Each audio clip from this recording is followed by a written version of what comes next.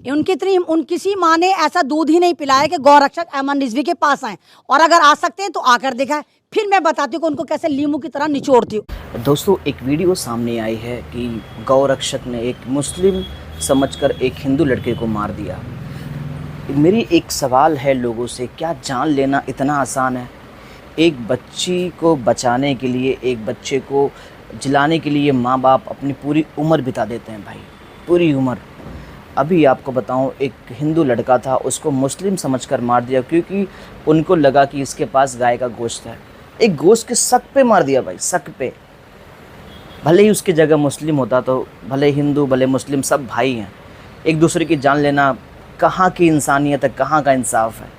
दोस्तों, ये वीडियो इतना फेमस हो रहा है कि क्या ही बताऊँ। और अभी एक बहन ने, मुस्लिम बहन ने उनको मुंह तोड़ जवाब दिया है। देखते हैं उनका वीडियो, और ये वीडियो होने वाला है बहुत ही सीखदायक, अंत तक देखें। उन किसी माँ ने ऐसा दूध ही नहीं पिलाया कि गौरक्षक अहमद रिजवी के पास आए, और अगर आ सकते हैं तो आकर दिखाएं, फिर मैं बताती हूँ कि उनको कैसे लीमू की तरह निचोड़ती हूँ। आए ना मेरे पास, मैं खुद कह रही हूँ, आए मेरे पास, और उस वक्त आए जब उनके हाथ मुसलमानों के ही नहीं, इंसानियत के खून से रंगे हों, फिर मैं बताती हूँ। और सबसे पहला सवाल, अहमद रिजवी आप किस तरीके से देखते हैं कि महाराष्ट्र में एक 70 साल के मुस्लिम व्यक्ति को 72 साल के मुस्लिम व्यक्ति को जो है ट्रेन के अंदर मारा पीटा जा रहा था। ये कहा जा रहा था कि इनके पास जो है गाय का गोश्त है, जबकि पता ये चला कि उनके पास भैंस का गोश्त है।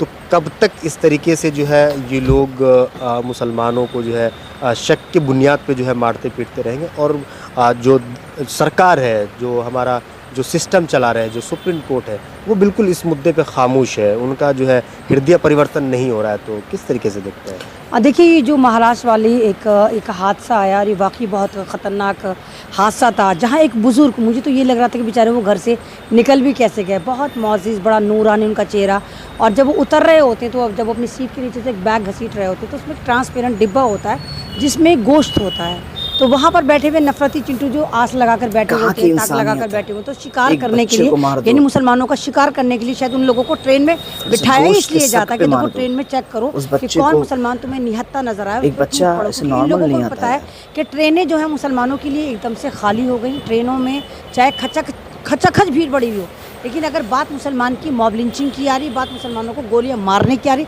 तो वहाँ पर बैठा हुआ कोई भी यात्री उस मुसलमान के फेवर में नहीं बात करता है।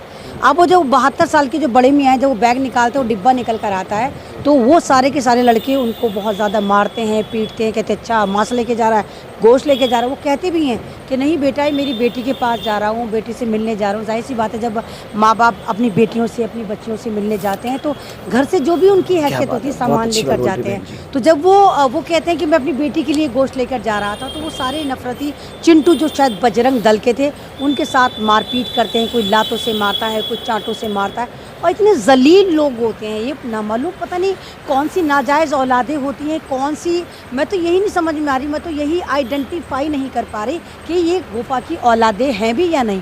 क्योंकि एक हर एक के घर में माँ बाप होते हैं, बुज़ुर्ग होते हैं, वो चांटों से मार रहे हैं, लातों से मार रहे हैं, मुसलमानों को गालियाँ दे रहे हैं, उनको गालियाँ दे रहे हैं। उनकी आँख बिल्कुल ऐसी हो गई, बिल्कुल फोड़ दी जैसे, बिल्कुल सुर्ख हो गई।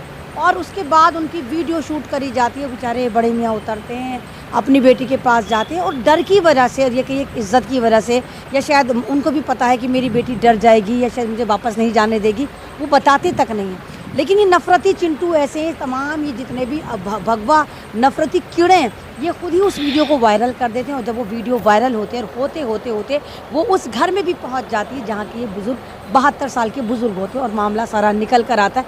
फिर हड़कंप मचता है। आप जब आप ट्रेन में सफ़र करते हैं, जब आप टिकट लेते हैं, तो इस बात की ज़मानत होता है कि हम जिस ट्रेन में सफ़र कर रहे हैं वहाँ पर हम सेफ़ एंड सिक्योर हैं। हमारा बाकायदा एक तरह से कहिए कि हमारा बीमा भी होता है उसमें, कि अगर कोई हादसा होता है तो हमें वहाँ पर एक कंपनसेशन भी दिया जाता है। बाकायदा वहाँ पर एक फ़ोर्स भी होती है, जो रेलवे फ़ोर्स होती है, जो रेलवे में कोई हादसा ना हो इस बात को भी ऑब्ज़र्व करती है। लेकिन मुसलमानों के लिए ना तो रेल में कोई पुलिस नज़र आती है, ना मुसलमानों के लिए कोई दूसरी कम्युनिटी का यात्री भी होता है। मतलब हज़ारों से भरी हुई खचाखच ट्रेन एकदम मुसलमानों के लिए खाली हो जाती है। बस ऐसा लगता है कि नफरती चिंटू बैठे हुए हैं, ये आतंकवादी बैठे हैं, बजरंग दल के गुंडे बैठे हुए हैं और खाली एक निहत्था मुसलमान बुजुर्ग बैठा है जिसको ये मार रहे हैं और लगातार टॉर्चर कर रहे हैं। तो जब हम ट्रेन में सफ़र करते हैं तो हमारी सिक्योरिटी की ज़मानत वहाँ की जो रेलवे पुलिस होती है वो होती है। खुद ट्रेन में बैठे हुए यात्री भी एज ए इंसानियत तो कम से कम कर ही सकते हैं ना मदद। अगर एक बुजुर्ग को मारा जा रहा है, बुजुर्ग तो हर घर में होते हैं, दादा हो, दादी हो, नाना हो, नानी हो, हर घर में होते हैं। एक बड़े मियाँ जो मेरे ख्याल से सही से चल भी नहीं पा रहे, तो उनको कुछ लौंडे, कुछ आतंकी लौंडे, बजरंग दल के आतंकी। दोस्तों आज इस मुस्लिम बहन ने तो पूरा चीड़ फाड़ दिया, रुद्र अवतार ले लिया है। अभी क्या पता ये लोग किस किस के शक पर मारेंगे। एक शक की बुनियाद पर किसी की जान ले लो, कोई भी हो, हिंदू हो, मुस्लिम हो, सिख हो, ईसाई हो, शक कहाँ पे लिखा है यार किसी को मार दो एक गाय के नाम पे। मेरे ख्याल से गलत है। तो आप भी अपना राय दे सकते हैं, कमेंट कीजिए और हमारे चैनल को सब्सक्राइब कीजिए अगर आप नए हो।